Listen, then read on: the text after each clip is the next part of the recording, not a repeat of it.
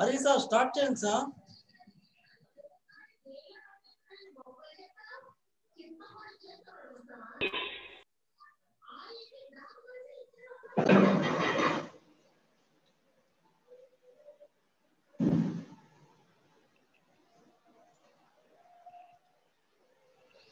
Hello, good evening, my dear students. Please respond me. Good evening, sir. How are you? Fine, sir. Very good, ma. Fine, sir. We will discuss the last class what topic? Hydrosphere. Hydrosphere. Very good. What are the natural rhythms of the earth? What are the natural rhythms of the earth?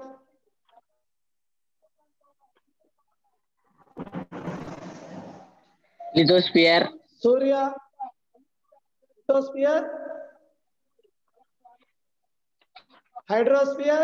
Atmosphere. Atmosphere. And biosphere. Biosphere. Biosphere.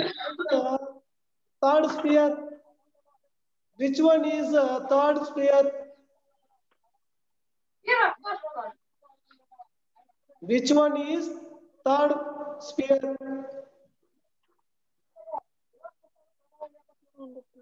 Atmosphere. Very good, atmosphere. Today topic atmosphere.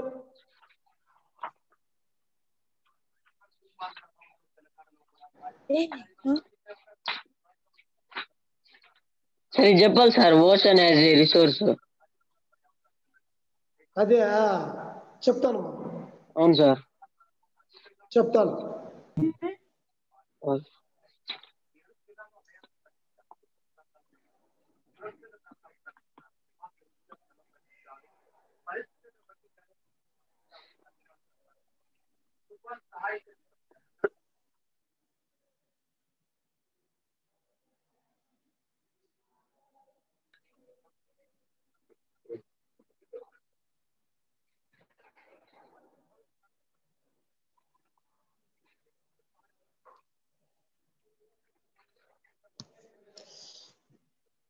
Ocean as a resource అని చెప్పుకున్నామ్మా.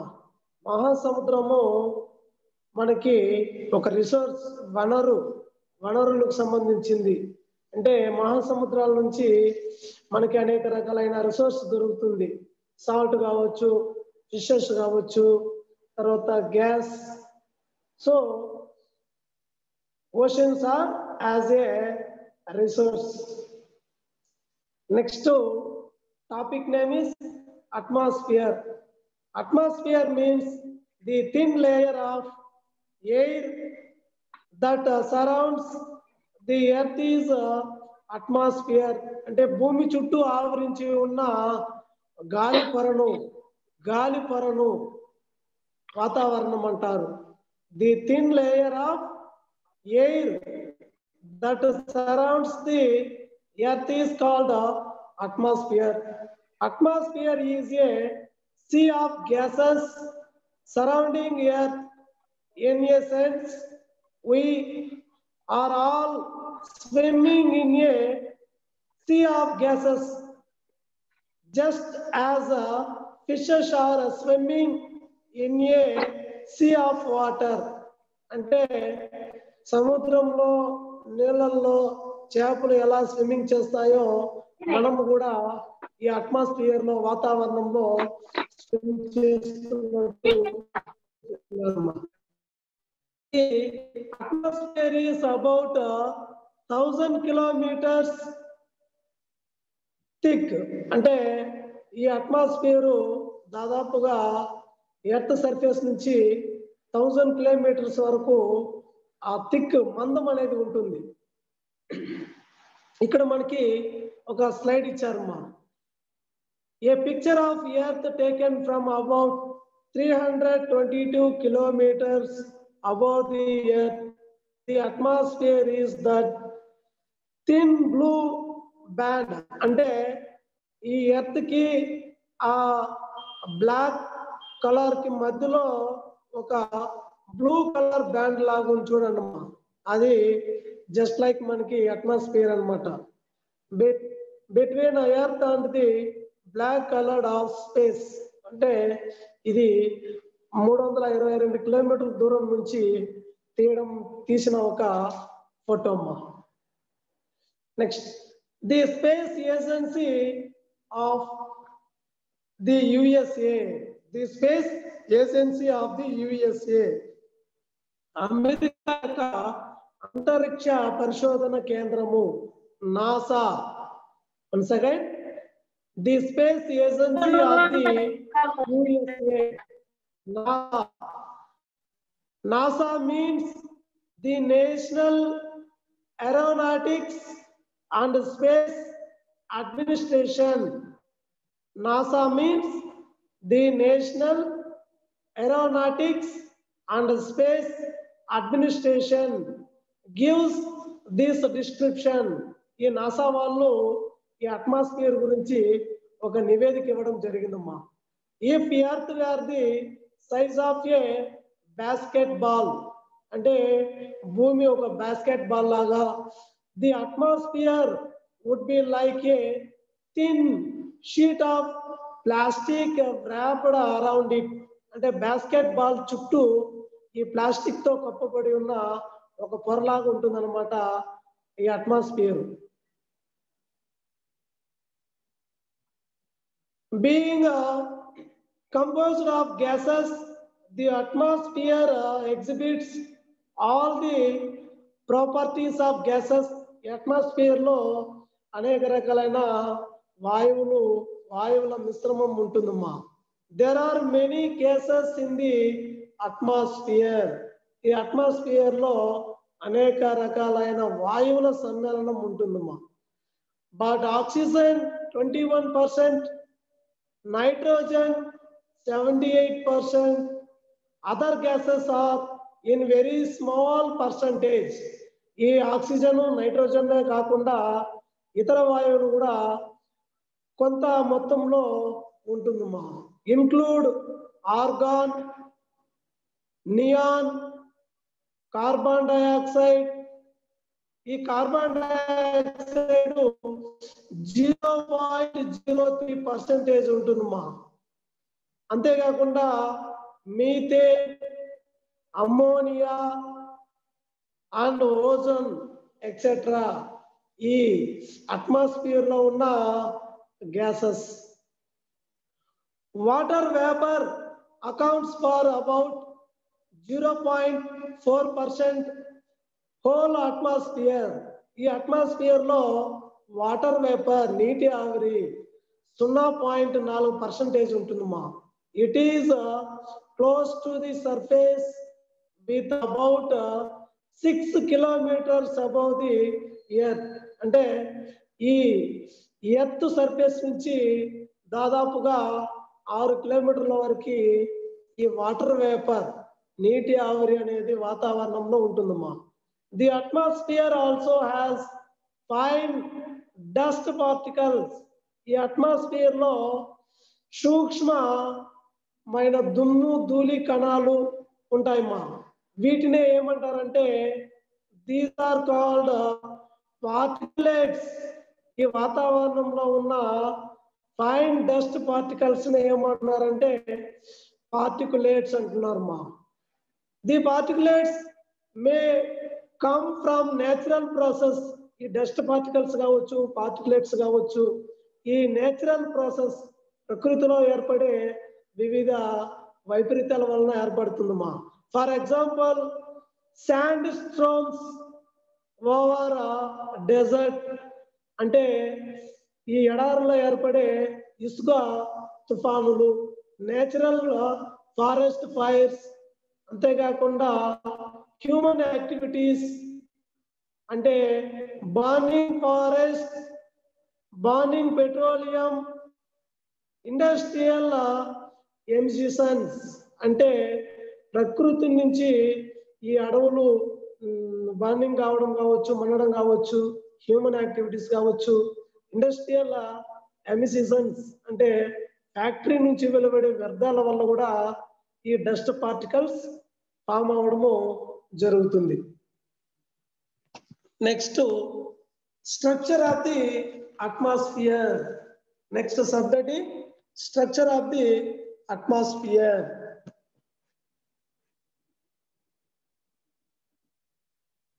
ఈ NASA వాళ్ళు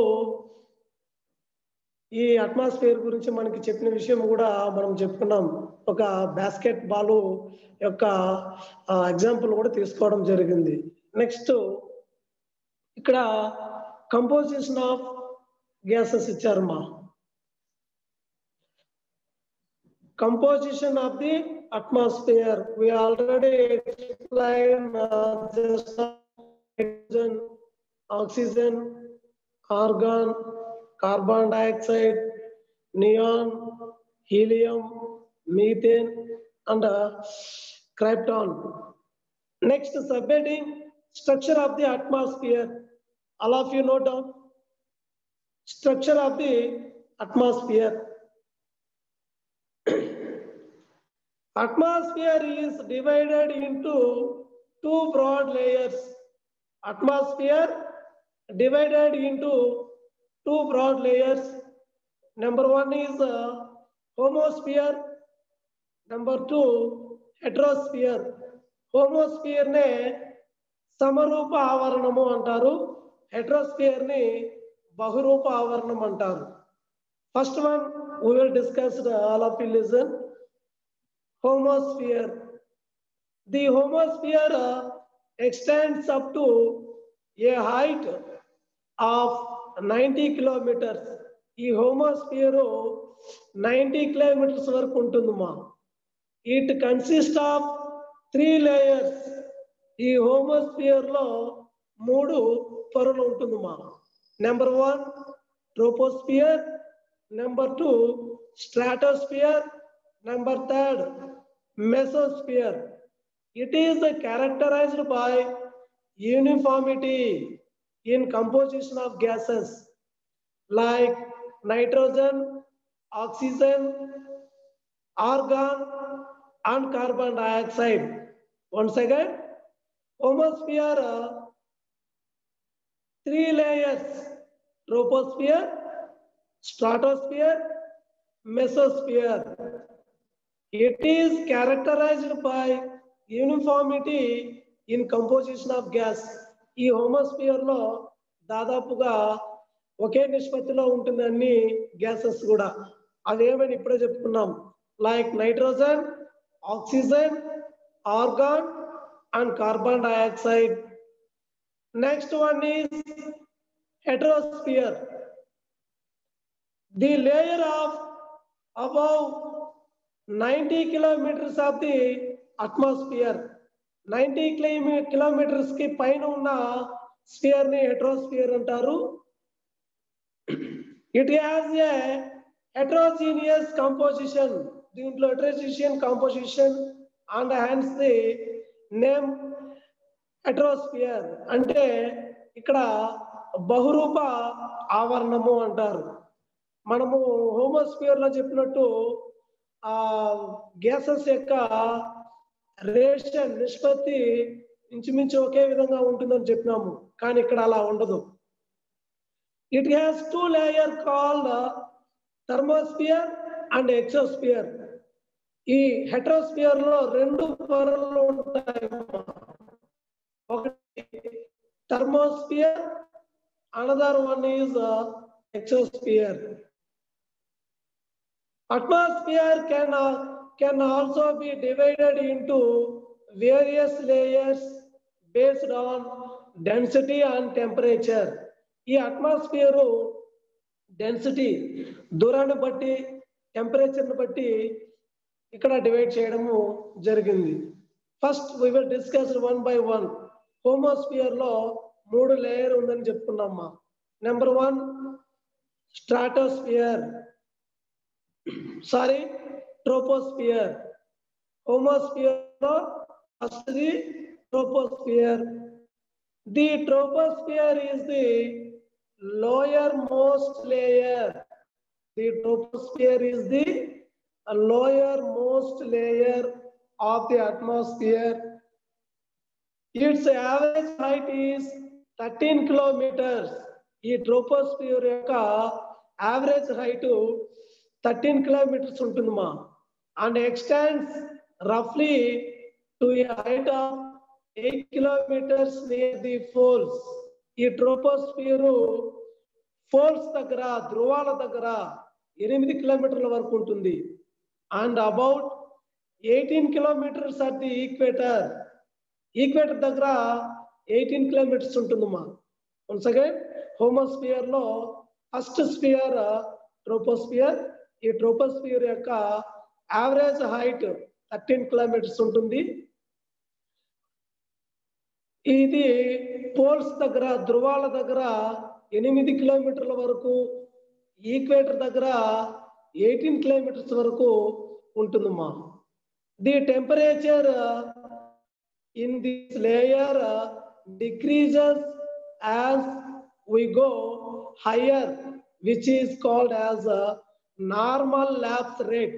అంటే ఈ troposphere లో వెళ్ళే కొద్దీ, పైకి వెళ్ళే కొద్దీ ఉష్ణోగ్రత తగ్గుతూ ఉంటుందమ్మా. ఈ ఉష్ణోగ్రత తగ్గడాన్నే ఏమంటారంటే normal lapse rate. Normal lapse rate అంటే సాధారణ క్షీణత క్రమం అంటారు. ఈ ట్రోపోస్ఫియర్ లో పైకి వెళ్ళే కొద్దీ ఉష్ణోగ్రత తగ్గుతుంది. ఈ ఉష్ణోగ్రత తగ్గడాన్ని నార్మల్ ల్యాప్స్ రేట్. ఇక్కడ అంతేకాకుండా condensation, evaporation, precipitation, rainfall and cyclones are processed, occurred, etc. occurs in this layer. మా ఇప్పుడు మనకి సైక్లోన్ డ్యూరేషన్ ఉంది ప్రెసెంట్. ఈ సైక్లోన్ నేమ్ ఎవరైనా చెప్పగలరా? నివర్. నివర్. Very good. ఈ హోమోస్ఫియర్ లో second sphere stratosphere. Next one stratosphere. Next one stratosphere.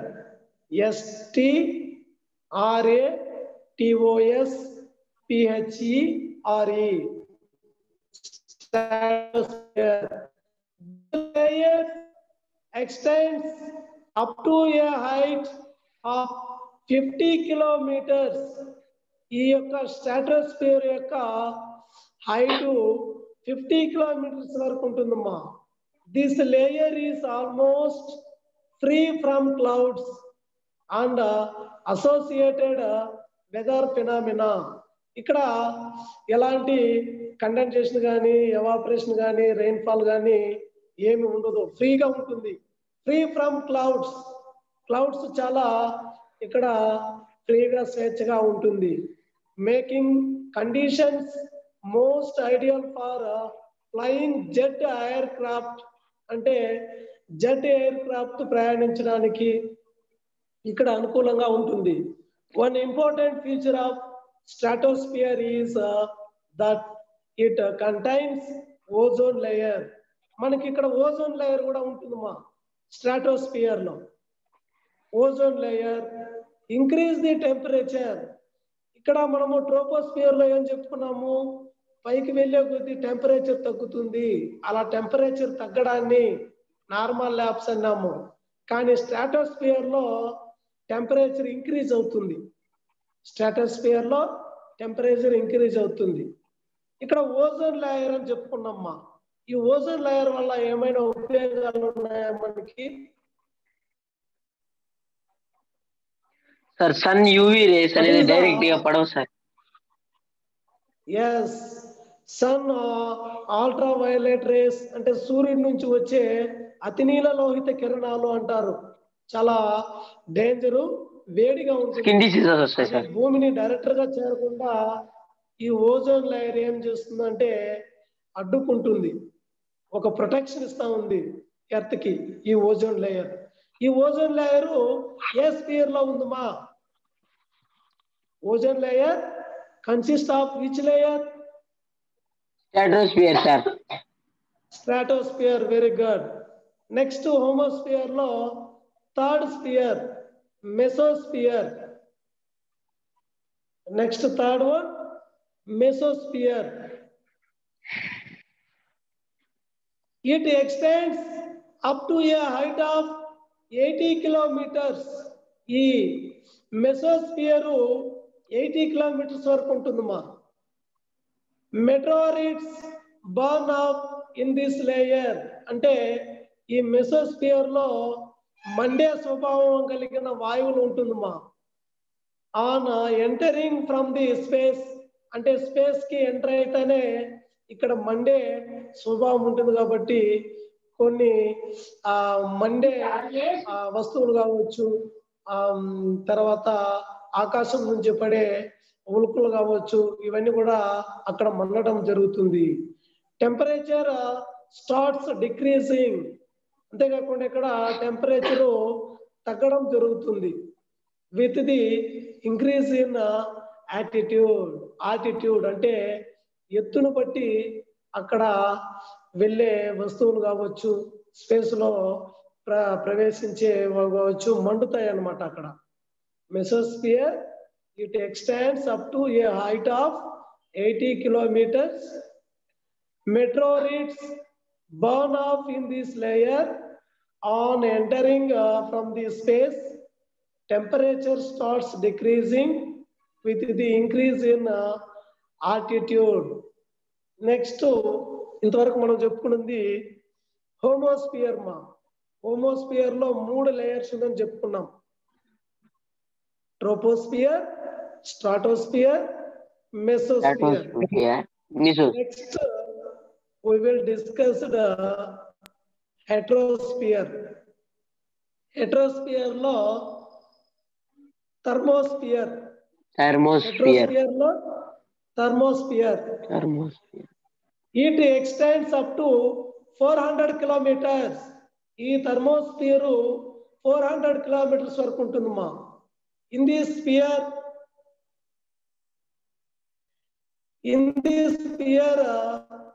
Temperature rises. మళ్ళీ థర్మోస్ఫియర్ లో టెంపరేచర్స్ అంటే ఉష్ణోగ్రత పెరుగుతుందమ్మా.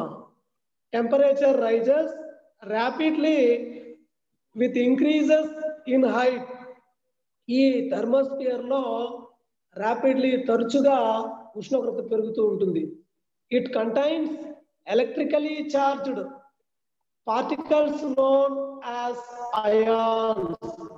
ఇక్కడ ఎలక్ట్రికల్ చార్జ్డ్ అంటే ఈ ఎలక్ట్రికల్ కి సంబంధించిన వస్తువులకి అక్కడ సంబంధించిన చార్జ్ చేయడం జరుగుతుంది. అక్కడ ఉండే కంటైన్స్ ని అయాన్స్ అంటారమ్మా. ఈ థర్మాస్ఫియర్ లో ఉన్న కంటైన్స్ ని అయాన్స్ అంటున్నారు. అంతేకాకుండా radio waves transmitted from the earth are reflected back to the earth. అంటే రేడియో వేవ్స్, రేడియో తరంగాలు మనకి టీవీలు కావచ్చు, రేడియో కావచ్చు, సెల్ ఫోన్ కావచ్చు, ఇవి అన్నిటికీ సంబంధించిన సమాచారాన్ని రిఫ్లెక్ట్ చేస్తుంది ఈ థర్మోస్ఫియర్ నుంచి by these ions. It is also called as ionosphere. ఈ థర్మోస్ఫియర్ నే ఐనోస్ఫియర్ అని కూడా అంటారు. Next one, fifth one exosphere. Last sphere exosphere. It is the uppermost layer of the atmosphere. Exosphere is the uppermost layer of the atmosphere. This is the highest layer and very little is known about it. అంటే మనకి ఈ ఎక్సోస్ఫియర్ గురించి అతి తక్కువ సమాచారము తక్కువ తెలుసు. మనకి ఉన్న సిలబస్ ప్రకారము తక్కువ సమాచారాన్ని మాత్రమే ఇవ్వడం జరిగింది. Next homework note చేసుకోనమ్మా.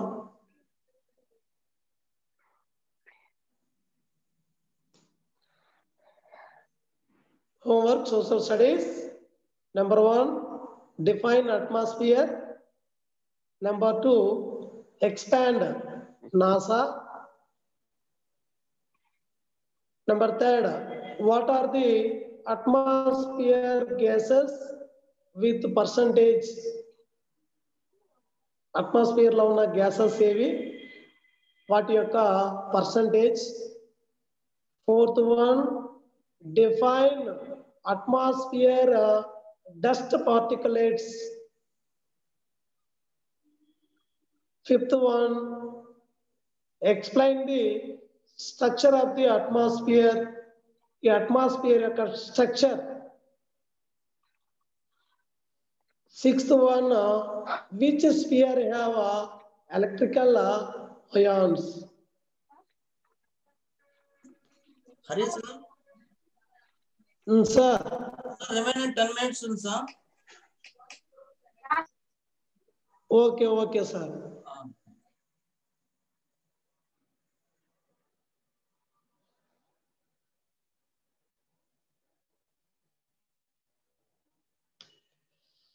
Once again, all of you listen, my dear students.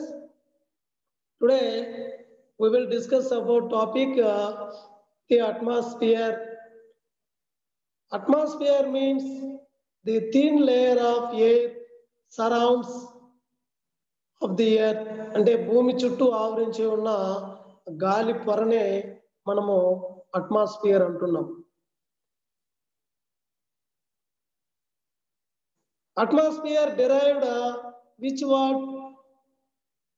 ఎవరైనా చెప్పగలరా? ఈ అట్మాస్ఫియర్ ని ఏ Greek word, sir. Greek word. ఏది? Greek word. Atmos means? Greek word. Very good. Atmos means vapor. Atmos means vapor. Next. And air, sir. Wind. Very good. How many broad layers are divided into atmosphere? How many broad layers of atmosphere? 2, sir. Surya, you will be silent. Remaining students will be participated.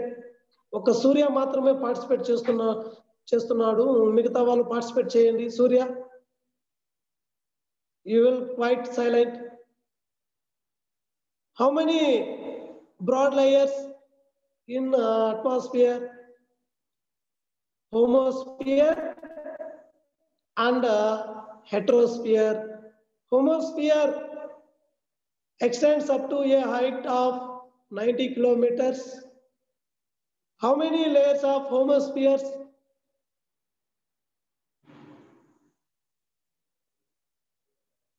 How many layers of homosphere?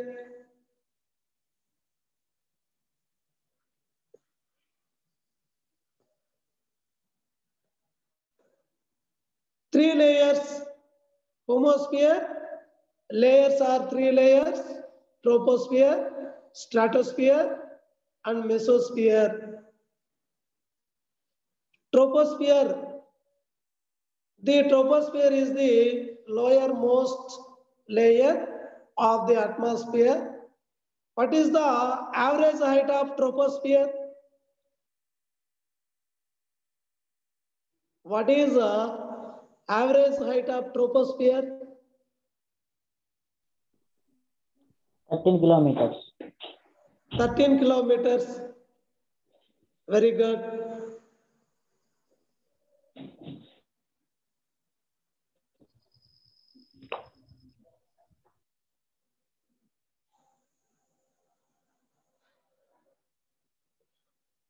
ఆ equator దగ్గర ఎంత ఉంటుందమ్మా ఈ troposphere యొక్క height? Equator దగ్గర